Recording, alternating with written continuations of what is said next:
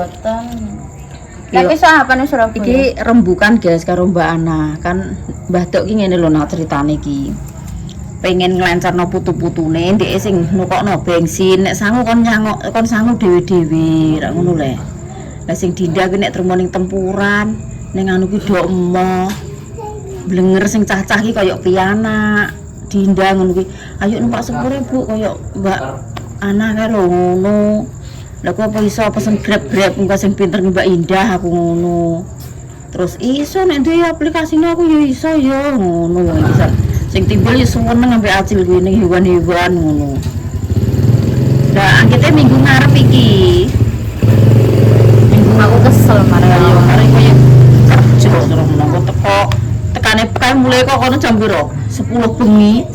Jam 11 medun sepur kene jam 12 bengi. Lah kok engko tergang diluk turu angke pirang jam wis kerja. Kowe saiki jalan-jalan gak emana wae. Ayo jerene nganu, jere Mbak Ana ki nganu, guys. Hewan-hewane lah wis do mati. Ya gak mati. Hewane kurus ketoke hewane ngono ning TikTok. Lah terus sing Mbah Dok kan ziarah piye delok kebun binatang Surabaya ngono. Lah tapi nek wis gak liburan iki gak ya sepi ya. Ya malah penake sepi. Lah. Apa ya gak apa-apa Rono malah kan do gak tau numpak sepur. Lah tapi kuwi kok cepuhi numpaki. Lah pengene Mbah Dok ki ra ngene lho. Oh gak usah ado-adoan, sing penting ki cah-cah ki seneng apa renang-renang apa nindi. Tajak ziarah ya. Ya ning Sentono Bu. Pak Prau. Iku sentono nek renangi ya ngono lah saiki. Wis buka apa dong? Mbah, tapi wis dadi. Ketake iya, tapi Mbah Dok ki nek ziarah ki moh gak wani. Pak kuburan-kuburan ngono ki ndeke. Kayak aneh ya, tak omongin masa kuburan kok ning desa ning pantai. Akeh rempang. Ning Tuban. Omak trimo ning ndi ki? Karangjae ku nek Wis tau. Lah sing kono wis do tau, do moh. Iya sing pur ki wis ra sida anggere do rono do moh do nek sing ora sida. Wis etoke sekolah.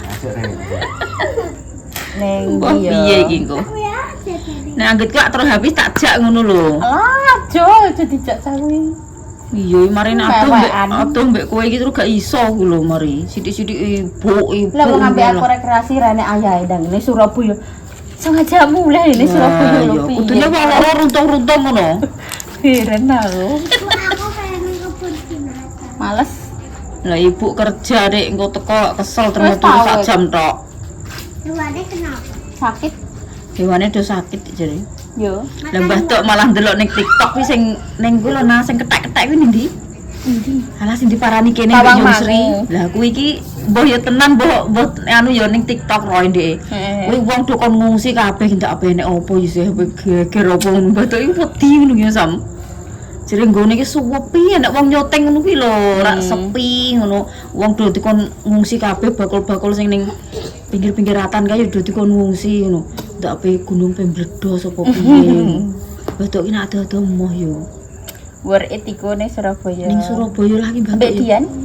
Lah iya anggit kok ngene apa ngenteni Dian Dok nek wis balik rene aku. Dian ae kok anak sing ngegrabno. Aku gak iso melok. Dian ae. Aku ki oke ae, tapi awake males, awake wis kesel. Ya mari yo kerja kuwi ndek ikatan kerja lho wong ini kira kesel iso turu lah kowe wis kadung kontrak iki. Iso ya ora iso. Pre-pre kabeh. Lah yo.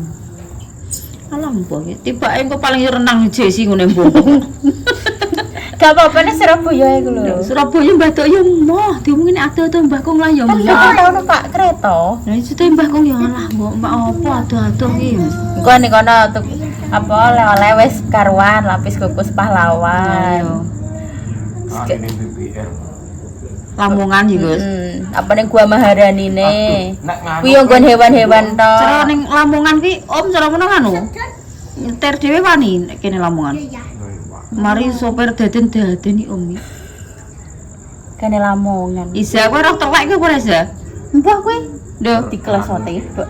Aja ngono. Kuwi wong kuwi sekali mbok loroi langsung mandek iki Gus. Wong tok meneng ae. lah wong nganu ki apa? Iya, kuwi apa kena diloroi Mas Ami ngono kuwi Dik.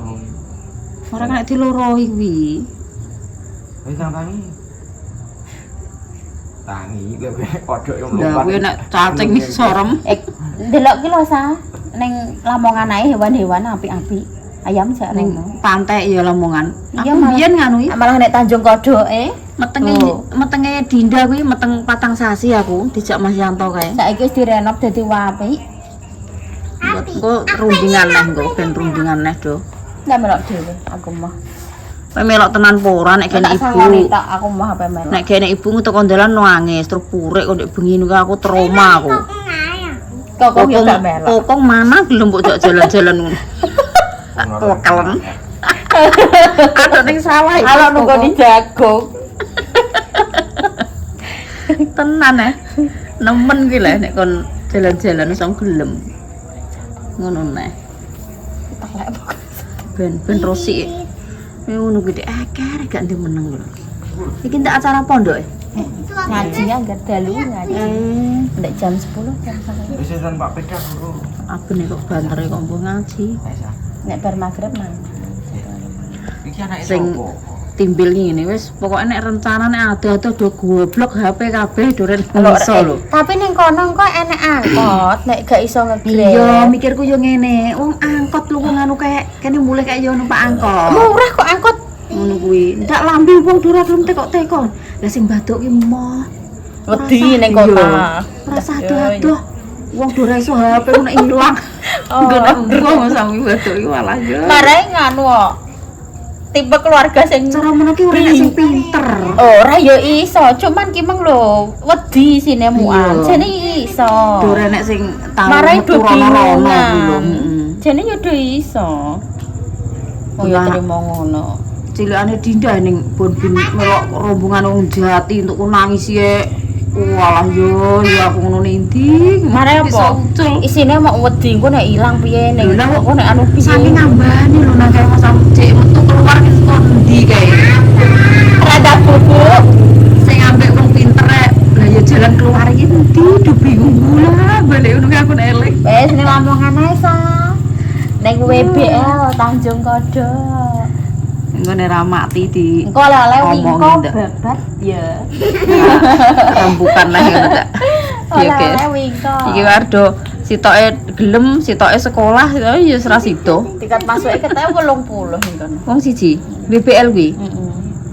Tetapi cara ning Surabaya ya padha ae Dek. Tiket masuk WBL ya 15 nek gak 2 Kabehne Lamongan. 25 aku ketok nek gak 25. Lah nek masuke 80 gak ya sing nggo capirang-pirang wedi lho, Mas. Tetapi ning Surabaya nek nganggo tiket PP karo tiket karo masuk ya padha ae wong sitok ya luwih sakmono. Wong jute Rasa lancar. lah ya kalau bener paksu. Sah lencer. Kalau itu sangokno cocok. Mentat. Wong gitu. Mbah Dok kene edek-edekan kene lho ning Karangjae kok mobilnya tak bensinane ngono Dik. Cara PP ya. 26 pindho. Wis pira? 50. Ya ya. Sithik pira kuwi terus Nang urung jajane urung bocil-bocil. jajane ning kono, urung nggo angkote, urung nggo masuke tikete masuk. Lah yo. Ya padha ae alok ning kelo ning WBL penak. Lamongan. Bontot dhewe. Jamane aku kan yo ngono, Cek. Mas Yanto kae sing nyaterno. Dinda urung enek. Wis enak kuwi apik panggone iso delok laut. Enak hewan-hewane. Fresh engko wisan pikirane. Iya sa. Engko dirunding nah ya, guys. Piye keputusan iki aku lah. Cara aku pengen mutusi dhewe kuwi lho yo. Aku ngajak Rono, ngajak Rene nek bature do gak setuju yo panggah gak dadi. Engko maksula yo gak melok wong anake yo do renek ning omah rek. Heeh. Cara ya mesti ampe sapa sing tak ajak yo ngono. Tur Mbah Poni lagi yang kayak mulai ke rumah sakit. Heeh, Moro tuane yo sakit mosok ndek seneng-seneng ngono yo gak penak. Engko aku pengen ngajak ngene-ngene iki yo nek sijine ora gelem yo ora dadi. Wis panggah. Lah ya sa. Wah, iki wis karek keputusane wong-wong ngono piye. Karena ning Jesia ya sa. Manut wong iki. Lah nek renang Jesi apis ngono aku wani ngejak nek ning kono. Dumule aterno. Aku ndak ada yo gak oleh. Mare bocah ngono cah. Gregeten aku. Sore ente muni yo yo. Ngono lah. Ngono nek wis kadung kudu roh kowe iki ambek kokong lah ra ngenengno tak Iya. omong. Wis kadung Tapi nek kudu ngajak ambek Rono yo. ibu ngono kok. Kudu ibu yo aku ki. Engko tak semayani wis Pengen kurang bubuk karo ibu. Bisa mbok jak bubuk kene. Wayahe jagung, guys. Jagung karo tilon wedok. Mana aku paling sok gentenan. Ya anakku. Wong Jayem ndak ning ndi ngono? Kuliah ya gentenan. Dian gak yo yo. Jayem ning ndi wong? Engko baratus ngomong macak kok tuh. Nek Dian ki cara ngono lho, Bin. Nek gak kuliah ngono ya iso gentenan anakku lah yo kacak ya kok. Dian jaluk kuliah semare. Yo. Ya dikuliahno. Cute yo ya ana ya ini cute yo iso nguliahno diben kabeh tuku lombok ra iso. Saiki cute yo. Mbok piye-piye iki nek ngono yo dilakoni yo cute yo mlaku. Jam-jam gibah, guys. Orang gibahno wong kok guys awake dhewe iki. Wayahe. Apa iki? Padha sambat ekonomi dhewe-dhewe guys. Wayahe. Ora usah disensus sek. Wong-wong ki awake dhewe. Aku lho ping pisan. Lho. Nek ora kaget aku nek kowe iki padha ya anakku. Jaman Bahelak pun kowe iki wis ngono modelan. Biasane tahu sedina 100 iya tahu. Engko aku ki Oke hawane. buah ki ngono lho ya, matuk-matuk jam-jam ape adzan Isya apa ngono kuwi lho. Ya, aja bar magrib tet. Sakone Jumadi. Lah ya bengi lah Pak Dek tak ajak bengi. Wong Mbak Parah ngajak bareng. Nek bengi ki ngene lho, ya wis jam-jam leren, iya. Nek awan ngene iki panas iki. Walah enek nganu kok kadroe apa Mbak Nisa ki? Mbak Nisa? Gak Lho, katro endi? anu selawatan. Apalah jenenge? Lho ki enek katro dong blonggong gak dikangkon lho. Habib Sean ya? Ya, apa sing terkenal ki lho, sing suarane dong. Lah ya Habib Syekh. Iya, tapi kan enek jenenge. Cah sing suarane terkenal ki lho, apa lagi jenenge? Anu King Cobra ku ya, King Cobra apa sih? Gak ngono. Sing Cobra ki sapa lah suarane cengkoke muat sing iso. Ulone doe ndi iki kae. Lucu. Kang Nardi kuwi le. Segane ambek minin kuwi. Ojo Kang Nardi, mosok ki Kang Nardi. Kuwi koderan go plangi ya. Ndak ngono ya. Sing ambek ambek minin kuwi. Iya. Lah ya segane cengkok Cobra kuwi to. Iya. Lah ya Kang Nardi jenenge. Kowe Gak iki ngono mendino terkenal. lek nekane selawatan nek yo ora roh jenenge. Lali. Nek ndek ben ki ro eling tapi lali. Nardi. Sik jenenge sih. Jeneng terkenal kuwi lho, Bel. Nama panggung. Ta cerene ta. Tak teko teko aku. aku sebutane. Enggak, aja King Cobra, ora King Cobra kok. Cobra. Cengkok Cobra ku ki nganune, ndek ciri khas ndek. Maksud iki ngene lho Yan, kadro iki jenenge apa ngono lho. Selawatane kan enek dhewe-dhewe ya, nek sing nggone kuwi ya mukminin semut kuwi rak nganu. Apa kuwi jenenge? Nyadran kae. Siapa nyadran kae? Sepak cadran kene nanggap kae to. Nek siapa kae? Lah iya Kang Nardi. Lho, Kang Nardi ki rak wonge jenenge adroe ku lho, Bel. Ora anak jenenge Kadro wong dhek iki lho kaya vokal kuwi kae. anu, Apa jenenge Rono celuk renen ki apa lah jenenge ngono kuwi? Pentolan, Petolan. Pentolan basi. Sitoke nglilir turu. Sitoke aku pengen es batu kula gek entuk 6. ora ngono kok nang anu ngarani terkenal kok. Wong aku nek aku percaya omongan yebar-yebar. Aku kekandani lali kok. Wis. Nardi dan golek ya. Aja Nardi, wong kuwi nama panggung kok sing terkenal. Oh iya ngono kae ngono kuwi lho sing gak namaan. Nak sing nek ngaji terus apele di uncal-uncal ngono kuwi ya. Lah ya kuwi kak ya Habib Sean iki ngono kuwi ya. Iya kuwi Habib Sean Kuwi pokoke selawatan terus ngono kuwi modele. taman kae iki selawatan. Tapi kan terkenale kan anak grup dhewe-dhewe ya, tapi terkenale iki apa? Iya, kuwi aku ki mudeng nang sotem ya. Yo jenenge kaya ngene dhewe kan apa nek ngene dhewe Al Barokah ngono kuwi lho. Tapi kuwi ki apa ngono sing terkenal kuwi. Enak dhewe nah jenenge kok. Lah kuwi lho lanange jagat. Jombel iki lho. Walah ngono mbok yo ndang metu ae jem kene mikir ngatek kopior teke iki lho. Kowe kok yo randang. Iki mek apa ning kono kuwi? Nama panggung lanange jagat. Kuwi rak sing terkenal ki lanange jagat Mbel. Ngono kuwi tek yo rantang metu ta melok gabung kene sing Aku muni ngono kok. otak mencer kok ya. Ndo nek nama panggung aja Kene iki tang Nardi. mikir ngetek komot kok. Kan gak petek terkenal nek Nardi. Maksudnya Lah, sing kuwi lho, nama panggung. Sing tak maksud aku ya serah mati. Ya ku mah lho Nek nama jenenge. panggung aku malah gak ero. Soale ning status Aja orang nama kuwi panggung ah. Anu, lha apa? Yo nama hadroh cara ngono kaya cara YouTube ya channel apa jenenge ngono Nek kan kuwi Nardi ya. iki ora ning kadroh tertentu. nang panggung lak nang Mbok apa Nardi sapa Bil? Ada ceng kok kobra kuwi kok iso. Lah nek madiane Kang Yanto. Saiki mbok gak tau kontak-kontakan saiki gak ada nomere aku. Ilang. Gak Kang Wahib ya Kang Yanto. Lha opo? Tara ya grupe mendina kuwi. Saiki ora tak kanggo. Iya yo. Saiki Ora tau kanggo. kanggo guys mendelep. Oh, grup dhewe saiki ya mbah piye kok. Wis dekat. Lah ora nek sing nanggep ya mbok piye iki lho. Tabuhane piye lali aku. Oh jempolane error ngono ta. Lah iya Nek jempolane celana kaya kocar kaset nah yo. ora kena nggo. Arya. Ngarep Kang Yan iki gak sabar nek kon ngulang caci le. Mak Tia aku ndek sore omongan karo Ana. Ning WBL kuwi bayare wong sijine 20.000. Habis kan bar kok kono to. BL Isna ya perono. Kok WBL BSK piye KBS. Ning ndi kuwi? Surabaya kuwi KBS. Yo. Kuwi kok nek medun Lah kok PKB do gelem rono. Nek aku yo gak melok. Aku nak ado-ado yo wegah yo. Mbah Tok yo Tapi bayang ngono nang Pak kok. Sepur ku yo pengen. Lah yo. Kuwi wong sijine 20.000. Mantes kok iki lho aku ana wis gak story. Ning kuwi Bonbin. Lha ngono aku yo gak iso mutusi lho, engko aku ngajak rono sing sijine do gak gelem. Aku wis manut ae aku. 26 budal tok. Urung enak sing dorong kok. Karek Mbah Tok kuwi. Nek Medun medun kok kalau eda-eda anae ora ado-adoan. iya, ya sekarang ngono. Dek begini dikek ngene lho, nek kowe medun nganu Bu, medune ning stasiun Wonokromo ki malah iduk, numpak angkot yo iso, mlaku yo cedak ngono. Nek stasiun Turi kuwi nek gak iso ngundang Grab, angkutan ki lho akeh, numpak angkutan wis siap do ning kono. Ngono, lah ndek lha kowe cara ngono, alah nek aku ngono wis ora Bu, aku ki Lah iya.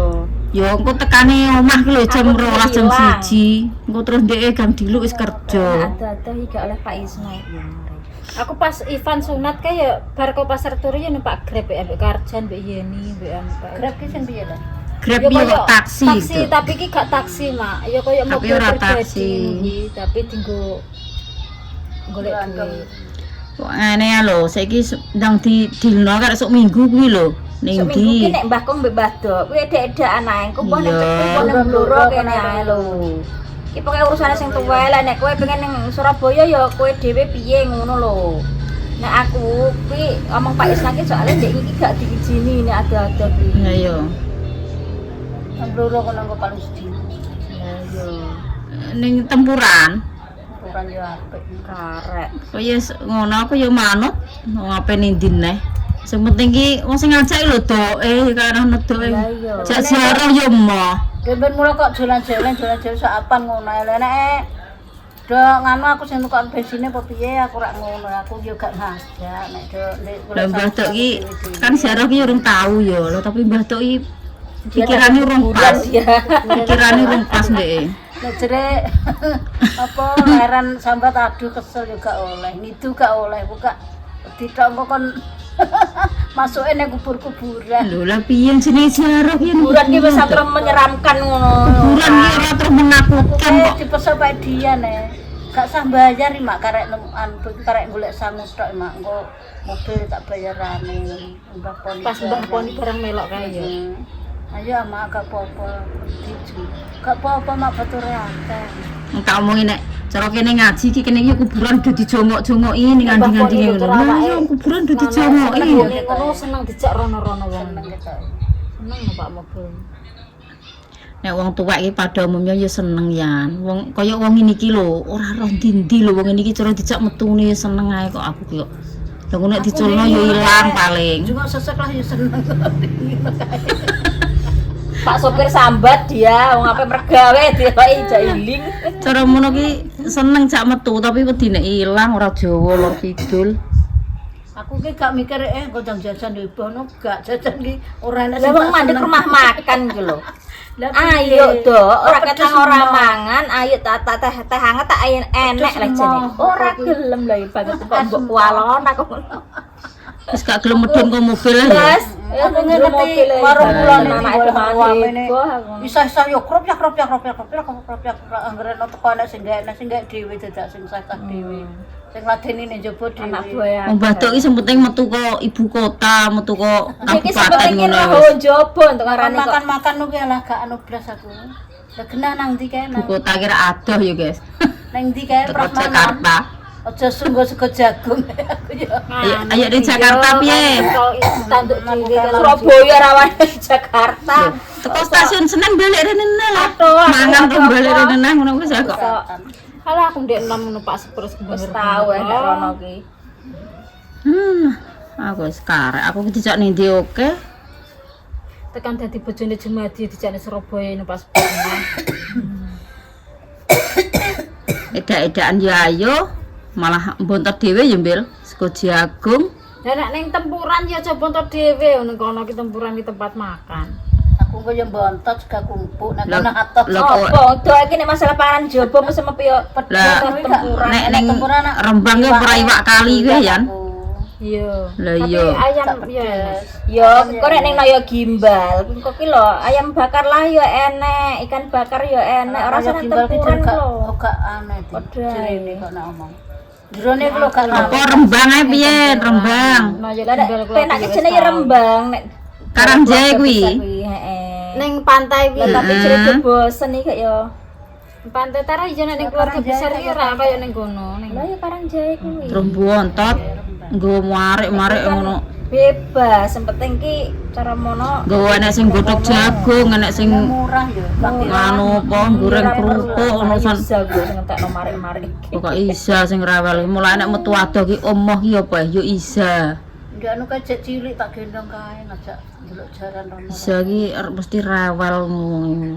Nulu wong anakku, nek anakku kena kandhani kok. Ya begitulah guys. Iya. Rundingan sing paling anu ya iki engko. Mbah ngajak edak-edakan ae. Adoh wedi ilang. Kok ketokne wong kampungan.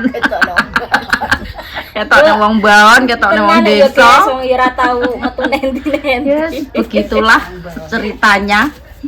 Dirembuk ngantek Berasasi. ana sing golek dina kurang. Awal suro sampai Anak bar sing- suro. Suwe-suwe yo sido apa ora iki engko. Ya wis ngono kuwi celotehane para Nentek mbok. anak-anak karo simbok keluarga ya guys. Yes ngono ae kontene. Sesuk disambung lagi. Wassalamualaikum warahmatullahi wabarakatuh. Lah dikondisikan. lejeng ngantuk.